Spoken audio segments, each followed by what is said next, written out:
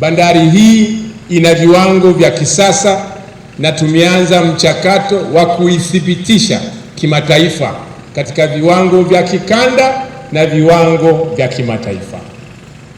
Lakini pia bandari hii inaelekea kukamilika. Tunatarajia kupata ajira za kutosha kutokana na mradi huu. Vile vile huu utakuwa ukanda wa viwanda, na tayari kampuni yetu ya uvuvi imeanza mchakato wa kujenga kiwanda cha kusindika samaki. Nitumie fursa hii kwa sababu tumeelekezwa kwamba tuhakikishe tunashirikisha sekta binafsi, na kwa ukubwa wa mradi huu sekta binafsi ina nafasi kubwa. Umeelezwa masuala ya huduma ya mafuta, tunahitaji viwanda vingi vya kusindika samaki, lakini pia hata uendeshaji wa bandari hii nao utahitaji wawekezaji kutoka sekta binafsi na hasa wawekezaji wa ndani.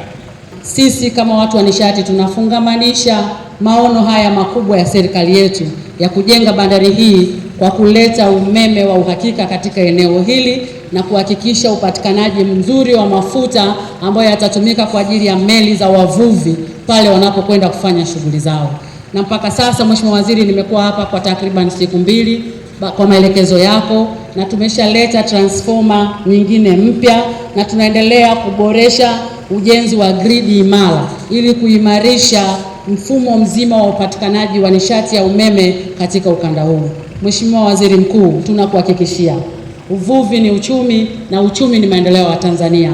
Sisi kama Wizara ya Nishati tutashirikiana na wizara yako na ofisi yako kuhakikisha tunapokea maelekezo yako, tunayatendea haki na tunatekeleza kwa weledi usiku na mchana. Mwenyezi Mungu akubariki sana. Mheshimiwa Waziri Mkuu, tumejipanga vizuri Wizara ya Ujenzi kufungamanisha bandari hii na ile barabara ya kutoka na Ngurukuru kufika hapa Kilwa Masoko, ambayo kwa kusema ukweli barabara ile imejengwa miaka mingi na kampuni la MECO. Wakati huo Wizara ya Ujenzi imeanza mkakati wa kuiboresha barabara hiyo na kuirudisha katika hali nzuri ambayo itawafanya wananchi wapate huduma kwa stara kubwa, na tayari mkandarasi ameshaanza ukarabati mdogo mdogo, lakini kwa maelekezo yako tuko tayari kupokea maelekezo zaidi kuhakikisha kwamba tunaboresha barabara ile ili iweze kwenda sambamba